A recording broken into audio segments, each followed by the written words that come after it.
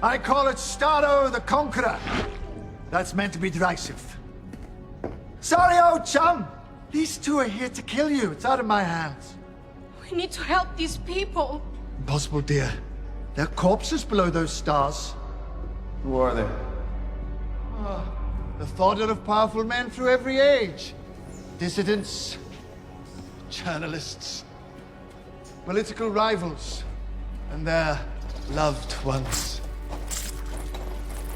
Oh, please, unclutch your fucking pal's flag. We serve the same master. We were sent here to stop you. Child, your government didn't send you here to protect the world from alien technology. Your government sent you here to cover up their part in it.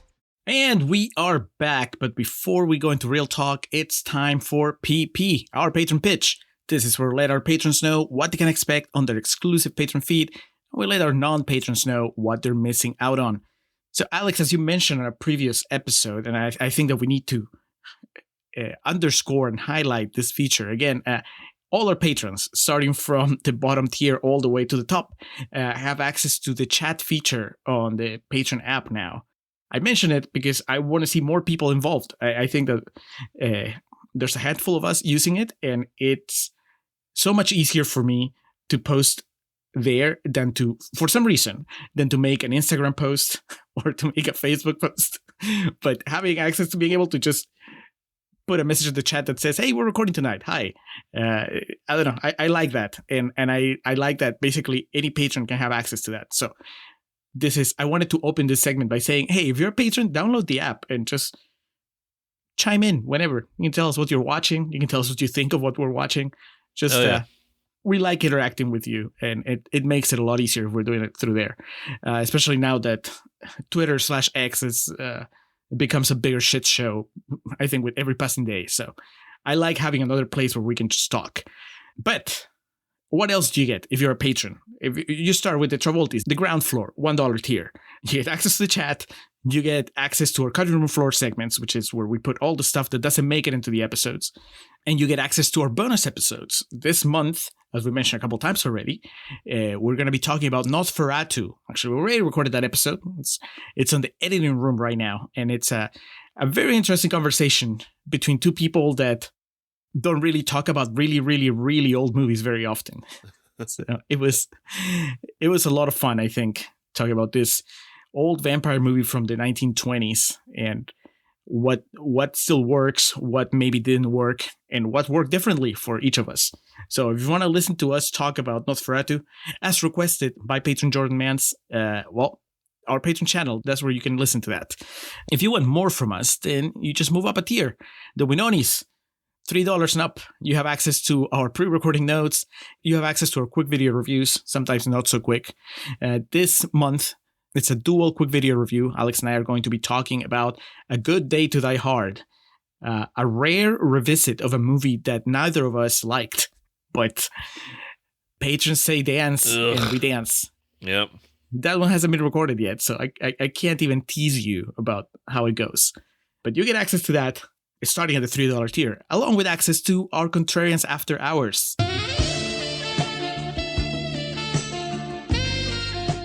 That's the spin-off show where we tell you about other things that we're watching and that we're listening to or playing or reading about. Alex, what are you bringing to Contrarians After Hours this time? Well, Julio, in an extremely rare turn of events, I'm bringing a recent movie to the fray. A movie that was released on November 1st of this year, in fact. Wow.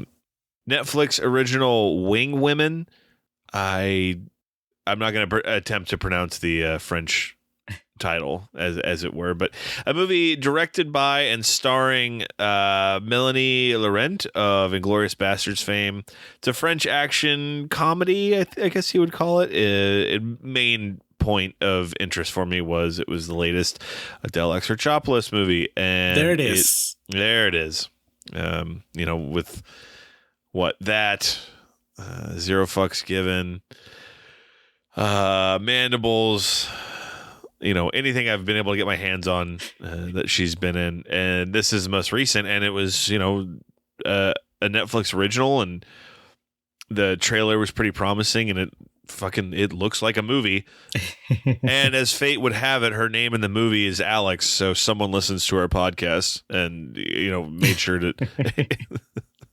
That's their way of embedding a shout out to the contrarians in there. And then there's this fat white dude in Texas who's like obsessed with you. Can you please just throw him a bone? Much to discuss. Maybe made me okay with the idea of Netflix originals if this is what they're going to look like, but I know they're not. So, it's, but that's going to dominate my discussion for this episode of After Hours. Julio, have you seen or done anything recently that you're going to be discussing? Yes, speaking of Netflix, let me use that as transition into one of the things we're going to be talking about there.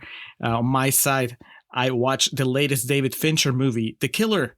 Is it a Netflix original? I don't know. I know it got a limited theatrical release, but I mean, Netflix originals have done that too. So I don't know. But the point is, you can watch it on Netflix like right now. Michael Fassbender as a mercenary that goes on a revenge mission. I mean, that's all you need to know. Fincher, Fassbender, 2 hours, less than 2 hours. I'll tell you about it. It's worth discussing. And then also worth discussing, but not movie related. I went and saw The Book of Mormon for the 4th time. Alex, I've seen this show 4 times now. They came to Austin. Anytime they come to Austin, I'll go see them. This was probably the best out of all 4, in big part because we had really good seats. We were like on the 4th row from the stage. And I'd never been so close in one of their shows, so it was just so good. I have a lot of thoughts about the show, and I will share them with you and with our patrons when we wrap up the After Hours. I think we're going to do that. We'll do The Killer, then your French movie, then Book of Mormon. That seems like a good balance. That way, anybody that for some reason doesn't care about musicals, they can peace out after the French movie. No guarantees. I might try to watch The Killer before we record that. It's an easy watch. Because I do love me some David Fincher. Well, love-hate, because he also made Fight Club. Out of all his movies, that's the one that you have issue with. No, it's the one I have to stick to the bit about because I know you're a fan and you always kind of... you hit your draws up a little bit higher when I say that, and you're like, all right, well, hold on, motherfucker. All right, so The Killer, Wing Women, The Book of Mormon... That's the After Hours. And then if you want to be one of those patrons that tell us what to do, those people that are throwing pics on our main feed and the QVRs and the patron feed, then that's what the $5 and $10 tiers are for. The Embry's tier, the GATS tiers, check that out. Just go to patreon.com/concernprime, look at those tiers, look at the benefits, and see if you would like to join the Contrarian supplements. Julio has laid out the respective tiers, but $1, $3, $5, $10 gets you access at different levels. But $1 gets you on the ground floor. And we have our current goals that we're aiming to hit. Projects that we will tackle at 30, 40, and 50 patrons. And we'll be excited to do so. But yeah, it's all there for you. We talk about it all the time. Our Roxana mega series, our Lindsay Lohan journey, the QVRs, the patron exclusive episodes that are there. Fittingly, since we're talking about a movie that she recently made, her most recent film, it goes all the way back to our first patron post, which was our Blue is the Warmest Color bonus episode with Miss Adele Exarchopoulos. And again, I know I'm not pronouncing that right, but I'm not going to try to do fucking sound like a total asshole trying to say it the correct French way. Fittingly as well. Like you said, Rock v. Cena. I mean, this is kind of a direct result. Oh, absolutely. Rock Cena maxi series, because that's what inspired Paul to give us those choices. Yeah, that's as good a segue as any. So to wrap it up, to our patrons, we love you all dearly. And as I like to say, we are always taking, reviewing, and quickly accepting applications for new ones. And in this case, Paul, Filmbusters Paul, our friend, the reason for this episode is he, as we mentioned, an offshoot of the Roxana mega series, proposed either Black Adam or Suicide Squad, a John Cena or a Dwayne Johnson vehicle. He does exactly what I do, but better. Julio, have you seen Black Adam? I have not. Okay. I had zero interest in watching it, but I would have for Paul. You were washing your hair that day. Yes, multiple times. So I feel we made the right choice, and I'm happy with this. This is not to say I'm unhappy with any patron pick. There's some movies we watch that I think suck, but that's not to say that I'm ever unhappy with the idea that someone is like, a fan of ours and giving us a movie to watch. So this was your second time watching this? Yes, I watched it the weekend that it came out from the comfort of my couch with my wife. And then that's it. I never felt the need to revisit it. I'm not as big on the DC movies as I am with the Marvel movies, and I hardly ever revisit the Marvel ones. So, this was just one of those where I was like, okay, watch it, thumbs up, moving on. So it was interesting to watch it again now that it's not necessarily that the hype has died, but more that those movies are in a different place right now. And by those movies, I mean the ones from the Warner Brothers DC movies. As we mentioned at the end of the last segment of Gunter's Corner, James Gunn is basically redoing everything, which... What does that mean? I don't know what you mean by that. Well, it means that... so when this movie came out, there was this sense of, we don't know what they're doing with these movies anymore, right? Like, what is canon, what isn't, what takes place at the same time, right? Like, the first Suicide Squad features the Ben Affleck Batman. He shows up for a little bit to capture Harley Quinn. And then Ezra Miller's Flash shows up for a little bit to capture Captain Boomerang. So you're like, okay, so they're tying it all together. And then some of those movies did so poorly that the future of what was going to happen next, there was this uncertainty of, for the longest time, I think for years now, there's been this uncertainty of what is the plan for these movies? Are we supposed to enjoy them as standalones, or are they part of a bigger picture? And with the MCU, for better or for worse, people have always assumed, oh, no, yeah, they have this 10, 20-year plan that they're working towards. Now that they've appointed James Gunn as the head of DC, and he's basically said, okay, we're going to almost start from scratch. That means that we are recasting almost every character, and we're going to start telling their stories again from the beginning. We're going to forget about everything that we did over the past, 10 years. But tellingly, he said Viola Davis is going to stay as Amanda Waller. Okay. Like, Henry Cavill couldn't stay as Superman, and The Rock couldn't stay as Black Adam. But Amanda Waller is going to remain as her character from Suicide Squad. John Cena is going to stay as Peacemaker. And there was one more actor that he said that was going to carry over into, the movies that he's going to be making. But they've announced, I think, 10 movies. And one of them is a Superman movie that's going to start from, I think, his early years. They, just a couple days ago, they were rumoring that Nicholas Hoult is in talks to play Lex Luthor.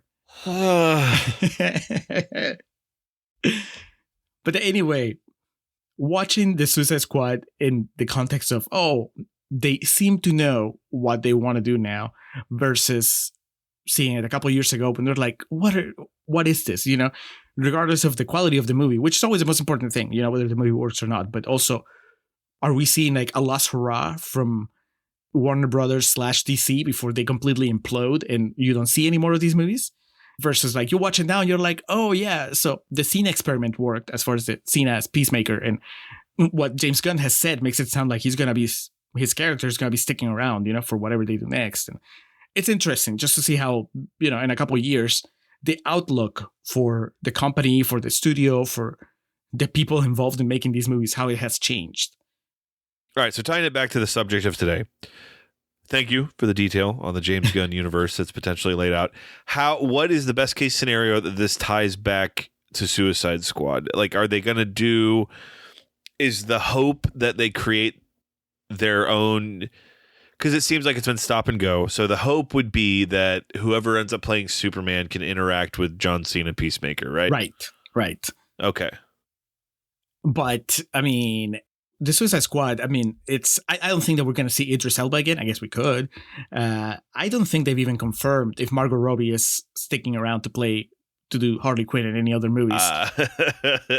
I wouldn't count my chickens, Well, she really likes the character. That's the thing, at this point. Well, she's really good at it, so. Mm-hmm. I think it's just more of a labor of love, and she was kind of bummed that her solo movie didn't do well.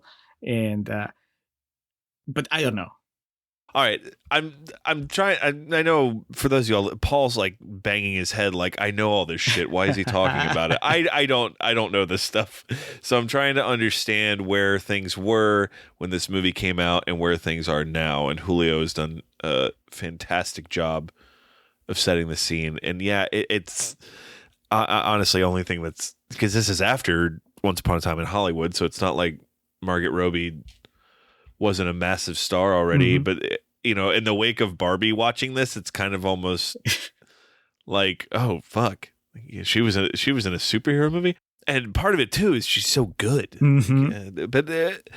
I'm sorry, Julio set the table. I'm ready to get to my thoughts, but we have some business to attend to here. 90% on Rotten Tomatoes. That means 10% of the reviews that make up the tomato meter were not in favor of The Suicide Squad. So, Julio, what were the negative reviews? All right. Got a handful of rotten quotes from the Rotten Tomatoes website. I'm going to start with Glenn Weldon from NPR. Alex, a very legit outlet. He says, the thing that makes the Suicide Squad so singularly distasteful is closely related to its factory-installed cynicism, the unconscionable glibness that grows out of it. A lot of big words. Yeah, they were really proud when they hit submit on that one. Factory installed cynicism. I think is it saying that James Gunn is a poser? That he's really not as jaded as this movie might suggest? Yeah, and again, I've referenced this movie a couple times already, but I don't doubt that coming from the guy who made Super. I don't question his legitimate cynicism. Next, Robert Horton from The Scarecrow says, it can't stop nudging the audience about how ridiculous all of this is. The opening reel is essentially a series of eye rolls about the film's own preposterousness, with the audience flattered at being in on the joke. Joke's on you, brother. There's not a reel because it's all fucking digital these days. Well, were you flattered at being in on the joke? Were you even in on the joke, Alex? No. Like I said, I hadn't seen the first one, and I knew like to expect something to happen early because of how tight-lipped you were when I was like, well, who is this person in it? What happens? And you're like, that's all I'm going to say. That's what you kept saying. But it wasn't enough to annoy me. The title screens annoyed me, but title cards. But aside from that, I was just like, oh, okay. And again, this is the guy who made Guardians of the Galaxy. If you think that that's on you, that's on you. If that's your takeaway and your criticism and what bummed you out about the movie, that's at this point, that's on you. Next, Bennett Campbell Ferguson from Willamette Week says, while the film depicts the murder of a main character as a tragedy, it plays a boomerang slicing an anonymous soldier's head in half as a joke, suggesting that Gunn thinks violence is funny as long as it happens to other people. Is that what he's saying in this movie? Yeah, I it's just possible his movies aren't for some people. Because, like, do you think violence is funny, Alex? Can be under the right circumstances. Seth Rogen shooting that flasher at the end of Observe and Report's like one of the hardest times I've ever laughed at a movie. So it's all within context. Yeah, Bennett, you seem a little touchy about this. Yeah, and look, trust me, that type of comedy is not for everybody, but it's clearly in the guy under the guise of this movie. When Pete Davidson walks out, he's like, "Hey," and then gets his face shot off. That's supposed to be something that makes you laugh. The intended response from the audience of this movie is like, oh, like that shocked and then immediate into laughter, and the way everyone just gets completely mowed down. And so, yeah, it's. I'm not gonna dare say that the Suicide Squad is something that went over someone's head, but I think it's just it's just not a movie for you, man. Oh, you were the guy that didn't get the Suicide Squad. Branded forever. Finally, Whitney Siebold from critically acclaimed podcast says heads and shoulders above its predecessor, but like Gunn's Guardians of the Galaxy, its quirkiness and shock elements all feel safe and corporate approved.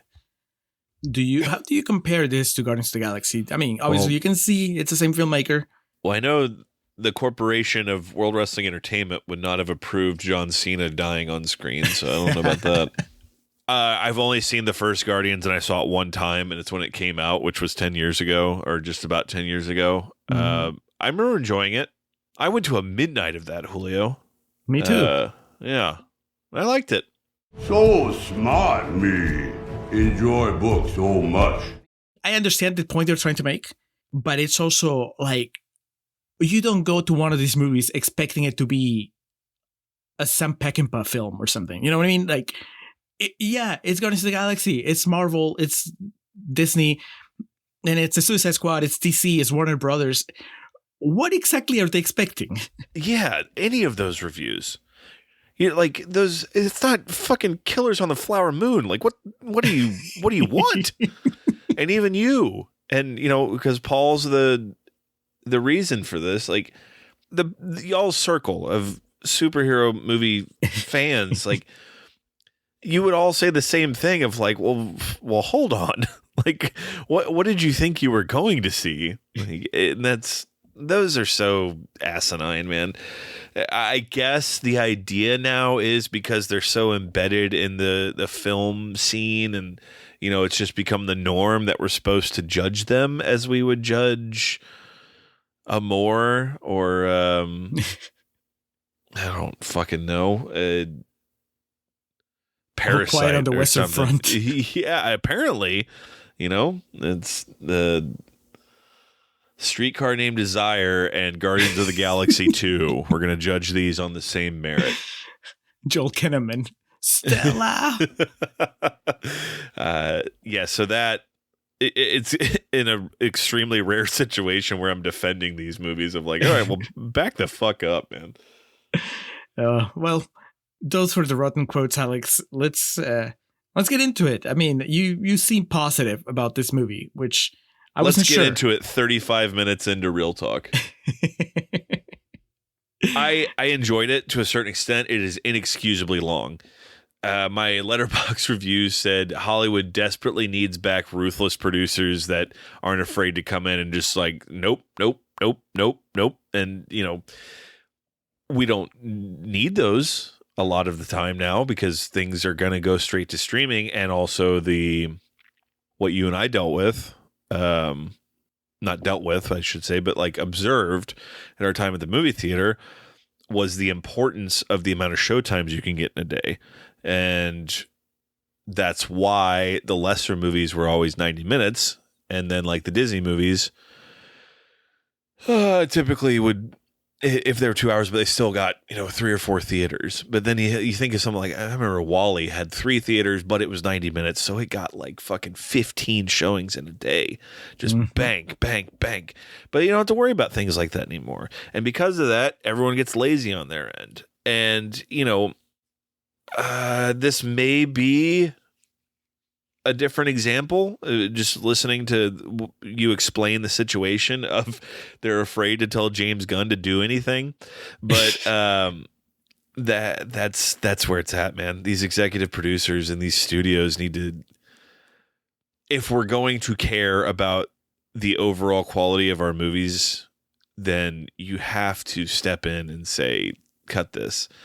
And I referenced that discussion we had in our Halloween episode where Rob Zombie talked about working with the producers on Dimension of coming in and like for the theatrical releases of his movies, of thinking, like being really attached to something, and then they just come in, nah, this sucks, we're gonna cut this. And like the thought process of being like a filmmaker and going through that, and then kind of then realizing, well, no, they're in a position to say that, and then kind of realizing where they're understanding rather where they're coming from. And I understand that everyone has feelings and filmmakers have feelings, but that's why this process has existed for as long as it has, because if we leave directors to their own devices, you end up with shit like fucking This Is 40, and it's just, and that's my thing with this movie, dude. I was in full ready to go in rant mode, but I'm going to bring it back in. it's just too long. It's easily 40 minutes too long. Like, man, it keeps it from it keeps it at being a good movie when it could have been great. If you kept it like a tight 140, maybe even 145, like thinking of how good this could have been, and one of the movies that could have, like, I could have walked away from this thinking, like, you know, these movies do have their place and maybe they're not all bad. But instead I came away from it just thinking, like, there's no discipline. No, like, filmmakers at the highest level now, in terms of what is going to get the most exposure, what the most people are going to see, what the most people are going to talk about, what's going to get the most engagement online. These fuckers, the filmmakers, the studios, they just have no discipline. And so it normalizes just, fuck it. Keep it in. Let's make a 2 hour and 20-minute superhero movie that, you know, there's these long meandering scenes that really don't go anywhere, but, you know, we'll bring it in the end. And it's, I can't do it, Julio. So what would you cut? Do you have like an idea? Because I do. All that character development bullshit is just kind of like, all right. The heart of the movie. Fuck it. No. There's ways to shorten it. There's ways to cut it, like reel it in to where it makes more sense. The whole opening takes longer than necessary. Dude, the fucking exposition of like, oh, the US actually did it. It's just like, you can explain that in 3 sentences. You'd be like, your government sent us here. And then, you know, he looks around and then realize, you know, there's a one of the pieces of equipment says made in USA. And he's just like, no, you know, now that I'm going back to it and thinking the shit I would cut, there's way too much time spent at when they get to the base. And, honestly, one of the most visually impressive sequences in the whole movie is when the floor is being flooded, and, you know, Margot Robbie and Idris Elba and creepy dude from Prisoners, like that looks great when they're all trying to like keep their head above water, but it just takes forever to get where they're going. What would you cut? I was hoping not to give my hand away during a Trans Corner, but I couldn't help myself. And so I said it there, and I meant it. I think that Harley Quinn, while being one of the best things in the movie, is also the thing that makes this movie run longer than it should. And I really don't know. I had forgotten about that already, but you're exactly right. I don't know what is the reasoning behind having her have her own separate adventures. It's why you don't like X-Men 2. It becomes the Logan story. Right. I mean, I know the justification in the sense that, well, she's a very popular character. She's a very popular actress. Let's say Trans Corner, right? You can't make the movie if you don't bring Harley Quinn back. And so it feels like, well, we're going to crowbar her into a bunch of scenes to justify her presence. But then the end result is that now the movie's really long. I do believe, like, if you take out all the Harley Quinn stuff and it's just about a group about the Suicide Squad coming in and just having their mission without having that side quest of Harley Quinn, then the movie doesn't change. You know, it just becomes shorter. It loses a hell of a lot of star power, which is a problem, you know, but maybe then you can have Harley Quinn be in the team and, you know, replace somebody else. She can replace Ratcatcher or, I don't know, whoever. And, you also know that in today's, the way things work now, the cycle with the internet and everything, she's not in it, but she shows up at the end for like the last 10 minutes. Imagine how many more people it would drive people to see it. You know what I mean? The whole like threat of her being there is almost as powerful as her being on top. I know it's not like the mainstream, but well, but also I like her. I like the character. I like her performance. So I want her. She's excellent. Movie. Yeah. So I want her in the movie. The way that they structure the story, then you just made it unwieldy. I agree with you. This movie shouldn't be 2 hours and 20 minutes. That's my main criticism of it. Overall, I like it. I enjoy it. I think it's fun, but it's also for what it accomplishes as far as, you know, saying anything.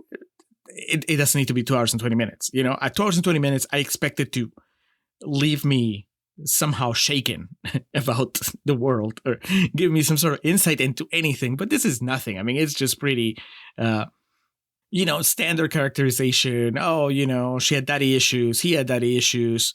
They come together as a team. For comparison, Julio, Spider-Man 2, which is that your gold standard?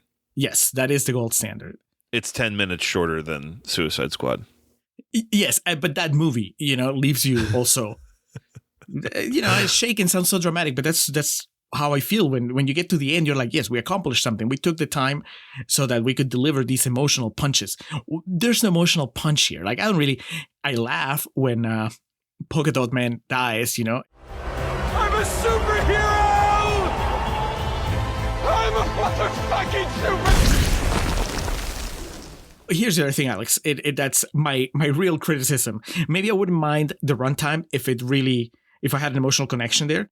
But the thing that I was invested in gets shortchanged. And so I get to the end and I feel like this should have been a story. The way everything turns out, I feel like this should have been a story about the Harley Quinn Flag relationship, right? That it feels like there must have been a draft of the story that actually focused on that friendship or that relationship, but it doesn't. It's like there's some like breadcrumbs that show that they're close, right? Like this group of people that are villains and they don't trust each other and all this stuff, but these two somehow have a relationship. It makes sense because they were in the previous movie, and he goes to rescue her and she seems really touched that somebody cared to go rescue her, and then they have that moment when they're doing the slow-mo walk towards the final action set piece of the movie where they share a look, like she's smiling and she looks at him and then he looks back at her and smiles, and then they kill him off, and actually his death is one of the best scenes in the movie, I think.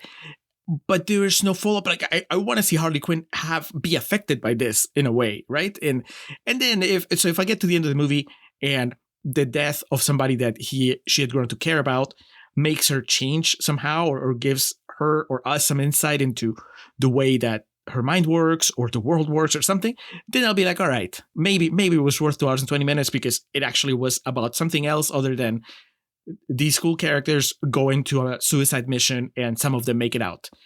I'm okay with that movie, but it shouldn't be 2 hours and 20 minutes then. But yeah, they elongated a lot of stuff and I didn't feel like there was enough emotional punch at the end. It's also just the nerve of making a near 2.5 hour long movie with characters that no one knows. And I love Idris Elba. I since the birth of this podcast, talk about how great Idris Elba is. And also, of course, John Cena. Great. I mean, people know who Harley Quinn is, but like by and large, it's not Batman. It's not Spider-Man. It's not Wolverine. And, the one thing I was complimentary of about the New Mutants was that movie was 90 minutes on the dollar. Like it understood that no one knows who these fuckers are. Or someone did. I know that movie had production hell or whatever, but someone eventually figured out no one's going to really care about these people. So we need to get in and get out as quick as we can. And that's, by the end of this, it feels like it's forced. And this conversation's kind of gotten away from the point of I really did like this, but it does by the end feel like we're just trying to. If we keep doing it, it's the Roman Reigns push from 2015 to 2019. If we just keep doing it over and over again, people will eventually care. And it's like, man, just get in and get out. Do it. Have him beat Brock at WrestleMania 31. Get in and get out, and then it's done. And then let people make up their mind from that point if they want to see it some more or see it again or come back for it. And it's having not seen the Jared Leto 2016 one, just going off of what I've heard people like you talk about and its general reputation, it seemed so obvious that this was immediately from the jump in this was something new. So what's the harm in keeping something tight and telling a quick, concise story and then leave people wanting more? So it just comes back to like what you're wanting to present to your audience, and it makes me happy that like Iron Claw is coming out soon, and I assume that movie's probably going to be 2 or 2.5 hours. And there may be people that watch it and are just like, please end. Whereas me, I'm going to be like a pig in shit. I'm going to be like Nelson watching Andy Williams, just like with my hands by my face, like so excited. And so when I watch something like this and I'm like, oh my God, I'm enjoying this, but please just wrap it up. Like do something with this. But, you know, someone like Paul is probably really enjoying it. And so that, obviously, I'm not saying that like I don't know. I saw his review was 4.5 stars on Letterboxd, and so I know this obviously worked for him on a level that is just outside of my realm of grasp. And with you, it offers like an interesting middle ground because you do know some of these stories and you know kind of what they're going for and whatnot, but you're still. It seems like we're in agreement about some of this. So. To go down quickly, like a list of bullet points that aren't in the process of filmmaking, we're both very complimentary about Harley Quinn, Margot Robbie, fantastic. Sly is hilarious, and again, I'm not convinced he left his couch to do this. I was obviously very praise heavy of John Cena in the first half because I always will be. I actually was kind of surprised at how good he was in this. When you saw this, what were your thoughts on his performance? I liked it. I liked it a lot, but it was also kind of like what I expected as far as from everything I've seen. He always seems, and I mentioned it, I think I must have definitely mentioned it during our Roxina project on Patreon, that I always had this idea that he was a pretty funny guy just from the things I'd seen him in. So when he shows up here as Peacemaker and he's really funny, that was not a surprise. I was like, that makes sense. And he's good at the action stuff. Also made sense. He gets that darkness about him towards the end. And I was like, cool. He pulled it off, you know? But I know based on everything you've said, and yeah, because you have that persona, his wrestling persona. For you, that was more of a shock, I guess, or more of a, not a shock, but more of a pleasant experience to see him play that note. Definitely outside of the realm of normalcy as far as it pertains to Big Match John. I was just like, oh God, he's a bad guy. He's gonna kill this kid. And it's a limited part of the movie, but just to see him in that, and he's funny too, just the big meathead. What does he say? He's like, I love peace and I will kill any man, woman, or child that stops me from getting it. It was good. But his for me, the highlight of his performance is right after or as he kills Flag, because his face, you know, he just stabbed him and Flag is dying, and Flag has my favorite line in the movie where he's like, Peacemaker. What a joke. And then you have the close up on Cena's face and he's all bloody, but he doesn't look proud of what he's done. He doesn't look triumphant. He looks a little scared of what he's done. And that to me made all the difference in how you read that character. And good call. I was not surprised because up till then, I wasn't sure. I was like, I mean, I can see how you can make a show about him, but I'm like, is it just going to be this big doofus killing people? And maybe it is. I don't know. I haven't seen the show, but when you add that layer of like, oh, this guy actually has something to him, you know, if he can feel remorse or have second thoughts about his commitment, then you can write a story around that, you know, and give him a show. So I'm curious to see what happens with his character and how he plays him next. I'm sure it's mostly silly. I've seen clips of the opening credits of the show and it's him dancing and it just looks ridiculous. But yeah, I liked what he did with the character here. I was definitely, I'm not gonna say put me on the Cena train, because by then I liked him, but I was glad mostly. I was relieved that he didn't feel out of place, surrounded, you know, by all these other actors that obviously are more experienced than him. Goes toe to toe against Idris Elba. He does, which admittedly Idris seems to be in a bit of autopilot, but you know, it's I thought he was funny. Idris Elba. He has a couple moments where they're very, very low key and very funny. Yeah, there's good comedy in this. I know we kind of harped on some of the negative aspects of like the presentation, but there's a lot of good to this as well. And you know me, I mean, I don't have a pet rat or anything, but I'm a sucker for the story with the animal that, you know, just the way it like cuddles up on his thigh at the end and he starts petting it. I thought that was really good. And like with Guardians of the Galaxy, the soundtrack can be a little too on the nose. Like, okay, but there's bangers on this soundtrack that I was just moving in my chair listening to. So that how do you feel about that opening credit song? The opening titles, I guess. The song from the Basketball Diaries. Yes, that's exactly what my sister referenced too. Again, a bit on the nose, but presented well. And with James Gunn, and I made a joke about it leading into this portion, I am a big, big fan of Super. And that's a movie that is, again, a bit on the nose, but I think there's, that was the second movie he directed. He was a writer long before director. Okay, so the first movie he directed was Slither, which was also. Have you seen Slither before? Oh yeah. Nathan Fillion, Michael Rooker. Yeah, the usual suspects. Pam's in that too, Jenna Fisher, and that's one that's similar to this in the sense of like the sense of humor and the over the top violence, but then Super was the one to me that kind of everything he does from now until the end of time, you can circle back to that in terms of like the violence, the really cynical style of storytelling, and even the soundtrack in that, and the way the cinematography of it's a bit on the nose, but it really works for what it's doing. That, of course, way, way darker than what we're discussing here today, but I think it's definitely an interesting piece of his history that was the first movie he made that kind of garnered that underground reputation, because Slither was a mainstream release, and I can't remember if it did well. I think it might have made its budget back, but Super was made at a time where Dwight Rainn Wilson was obviously big on The Office, and that movie has Liv Tyler in it, and Elliot Page is in it, and Kevin Bacon.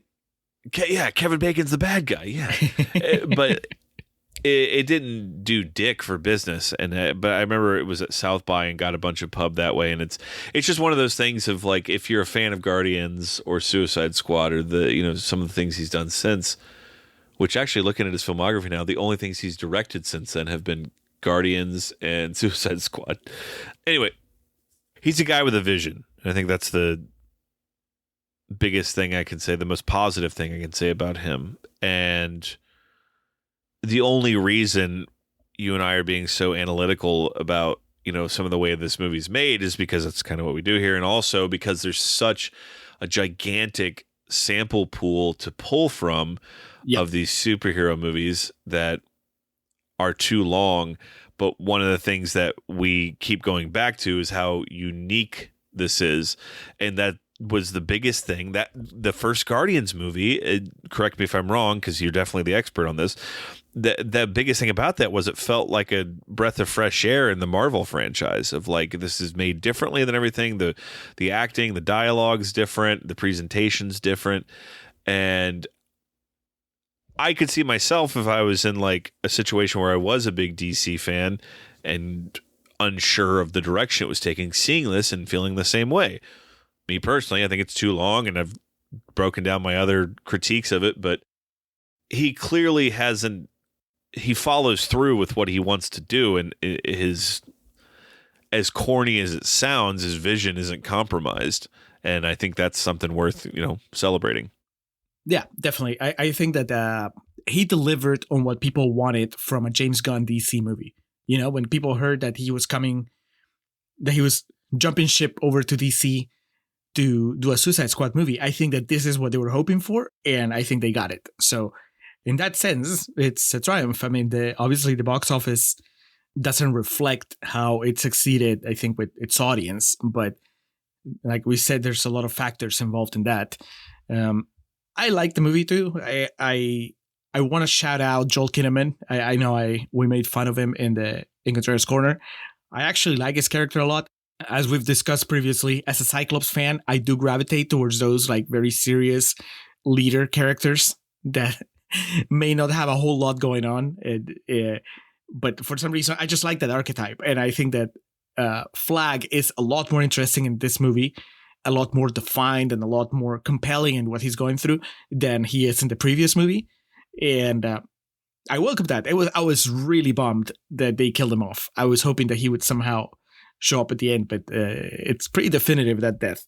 And I mean, he goes out in, like I said, one of the best sequences in the movie, and the Cena performance, the fight between the two of them, and his final line, I mean, it's great. So pour one out for Colonel Flag, who will not be showing up in the next Suicide Squad, sadly. I feel bad, like I said, for Joel Kinnaman, that they brought him back to kill him off, but at least they gave him, more than he had in the previous movie. But I do feel that the movie, just to reiterate, even more so than the runtime, I feel that the movie drops the ball when it comes to what could have been a pretty sweet payoff between him, with Harley Quinn and his character. If they could have just done more in the way that his death affects.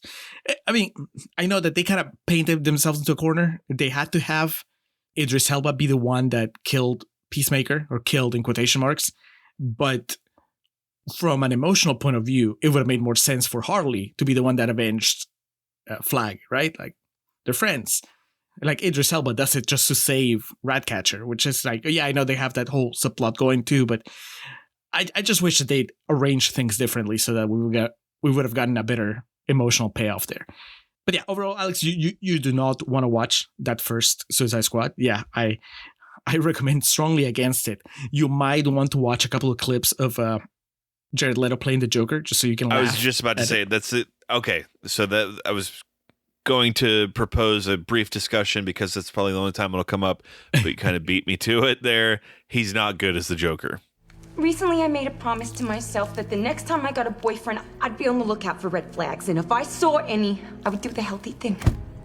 He is playing such a different version of the Joker that I feel like he was unfairly maligned, because it's like, well, he wasn't going to be Heath Ledger, he wasn't going to be Jack Nicholson, so he decided to go very serious. He's very so he went full Mark David Chapman. Yes, I'm going to kill the Batman. He's more of a gangster in that movie, and there's no like, I mean, he's going for something for sure, but it's not. Compared to all the other takes we've had on the Joker, it just doesn't work. In the movie, he's kind of has the Harley Quinn problem in that movie, where he has his own separate subplot, right? Like, Harley Quinn is with the Suicide Squad, they're going on this mission, and the Joker is like on the periphery, trying to rescue Harley from being in this team. And so he's not even that involved in the movie. It's just weird. It doesn't work at all. But he's there. Will Smith, like I said, if they had gotten him to come back, I mean, I'm sure he would have been playing the Idris Elba character, because it's the way that they set up Deathshot is very much the way that they set up Bloodsport here. He's a marksman. He has a family. So he's the character that has something to lose. And then everybody else in that movie, I mean, they didn't come back either because they got killed or because they didn't make much of an impression. Like, they had Killer Croc in that movie, and I couldn't tell you what the hell happened to him. Killer Croc was in it? Yeah, he was a part of the first Suicide Squad. Holy shit. Yeah, it was him, Enchantress, some fire guy, Katana, maybe a couple other people. I hope you sleep well tonight, Julio, knowing that Jared Leto's Suicide Squad has more Academy Awards than The Master. Well, I mean, I've had years to come to terms with that. I appreciate it as a punchline, not as a reflection of reality, even though I know it's both. And then, of course, because we always have to bring it back to movie 43, James Gunn has he wrote and directed one of the sequences in that movie. Which one? I knew that, but I don't remember which one. Beazle. It's the cat, right? With Elizabeth Banks and Josh Duhamel. Yeah, that's not one of the great ones. It's not one of the highlights. No. Give me Hugh Jackman with testicles on his chin. Now that's cinema. Now we're talking, baby. Yeah. All right. Here's the thing, Alex. So the closing on the Suicide Squad, also as a concept, I like it because it's so malleable. Like there is no. Agreed. You don't need to explain really a whole lot of what happened. I mean, we just did, but a whole lot of what happened between the first movie and the second one, because the concept is just like, oh, you just get a bunch of people out of prison, you install explosives in their heads, and then you send them off on this suicide mission. Okay, well, you can do that with any number of characters, as long as you have Viola Davis calling the shots from The Office, then just mix and match from your comic book lore, and you can cast people, and they only have to commit to one movie, so you can get big names, and you're like, oh, you're just doing this one. You either get killed at the end of the movie or you're pardoned, and then you don't have to come back for the next one. So the concept is promising, and I think that it allows people to do a bunch of stuff that maybe a traditional superhero franchise wouldn't, because this is more of you can have a rotating cast. So that's exciting, and so I'm sure there's eventually going to be another one down the line, especially with James Gunn having done this one and James Gunn being in charge of the DC movies now. So it'll be interesting to see what they do next, especially since he's confirmed that Viola Davis and John Cena are going to keep playing those characters. It will be interesting. That's for sure. I feel I may have leaned too far into the negative in real talk here, because I did like this movie. My Letterboxd review, I ended up giving it 3.5 stars, which I'd probably go as far to give this a B-. I think there is negatives, but the positives outweigh the negatives as far as like, would I recommend someone watch this film? Would I watch this film again? Not ready to say I'm going to own it, but it definitely didn't feel like a real struggle at any point, as I've just kind of accepted what modern runtimes are. And I enjoyed a good deal of this. What about yourself, Julio? I'm the same, 3.5. It was 3.5 when I watched it the first time. It stays at 3.5. There's stuff that I really like, and there's stuff that I'm just like, this could be tighter. I think some of it is what you reference, right? Like, I'm not as much of a DC person as I am a Marvel person, so I can see how Paul, who favors DC over Marvel, would be a lot more in his element here. And so he's like, sure, I'll take 2 hours and 20 minutes. I don't care so much about the lag, but I do. I even though it's one of the things where like, you can almost have too much of a good thing, because I couldn't tell you that any of the action scenes are necessarily like badly executed, but it was the same with me. Like by the time that we got to the big fight against Starro, I was just ready for it to wrap up, Yeah. And it's not that the fight against Starro is not inventive. I think that it's fun what they do with the rats and with the spear and with Stallone like trying to eat the thing. It's num num. Yeah, it's all fun, but I was just kind of worn out by then. I think it's a type of movie that, as we've been saying through the entire Real Talk segment, it would have benefited from being tighter and shorter, and then it just leaves you wanting more. But yeah, 3.5. My big question, Alex, to you is this something you're going to bring up whenever Cena's acting chops are discussed? Oh, absolutely. I mean, I always knew John was like I know him. I knew Cena was an incredible performer, and the majority of people that watch this that have no prior knowledge of him, the scenes of him becoming bad or demonstrating evil tendencies, that's not going to register with them at all. But after spending 15 years with him as being Superman, that was really powerful for me, and not in a way of like, oh God, Cena's pretending to be like a bad guy now. It was just like he was really good at it. So, he still hasn't made his Southland Tales. He still hasn't made his Pain and Gain, as far as if we're going to compare him directly to The Rock, as we do. But I was very impressed with this. All right, well, that is it, Paul. Hopefully you enjoyed this episode. You enjoyed this discussion, even if we are not as crazy about this movie as you were. I think we went up on the positive anyway. So yeah, both complimentary. Yeah. Look forward to the next Suicide Squad. And I know at some point I'll have to watch Black Adam, whether a patron requires it or just because I'll be just lying on the couch, unable to engage with anything. And I'll be like, sure, let's get it out of the way. I can have it playing in the background. And then I will be able to categorically say, yes, in the battle between Black Adam and Suicide Squad wins for sure. But like you said, I get the feeling that we picked the right choice this time. We just saved the whole bloody city. We can't have it all. Well, speaking of choices, what are we choosing to cover next, Julio? There's no choice, Alex. This is a different commitment. This is not to our patrons, but to the live stream for the cure audience. We do owe a debt. Yeah. Yes, we're halfway through paying that debt. And so the next installment on the payment plan is the Flintstones, which we committed to doing because we hit the Halle Berry tier on our donations. So, never seen it. Alex speaks very highly of it. I went and saw it at a drive-in movie theater when I was a little kid. My parents took me and my sister.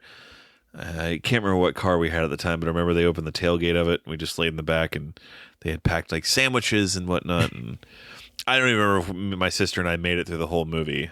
We might have fallen asleep by the end. Because, it's got to be dark for that to work. And, right. Fucking little kid. But John Goodman, Rick Moranis, Elizabeth Perkins, Rosie O'Donnell, Kyle MacLachlan, Halle Berry, Elizabeth Taylor, Julio. Movie made nearly $350 million. That's what happens when there's not a global pandemic, Alex. The B-52s are in it also. That's one of the biggest things I remember. The band? Like the music band? Yeah.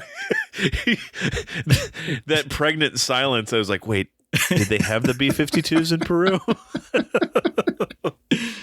But yes, the Love Shack, Rome, Rock Lobster, yeah, they're in it. Awesome. I'll mention next episode. Stay tuned because I will talk about how I saw them live at ACL. Oh, fuck yeah.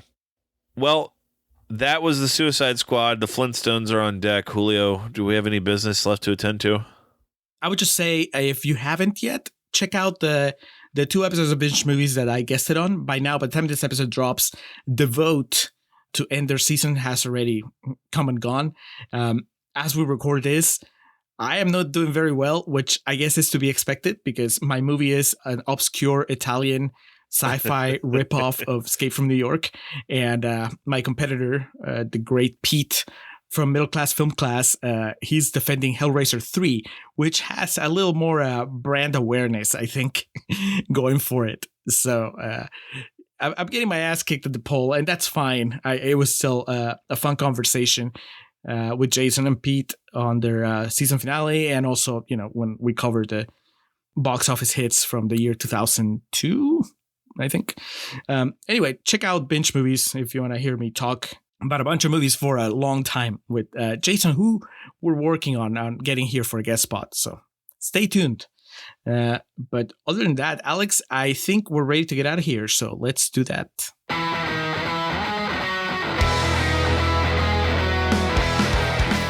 Welcome to our end credits. Or as we usually call them, our perennial plugs. We start off by giving thanks to the Festive Years who provide our opening and closing tracks.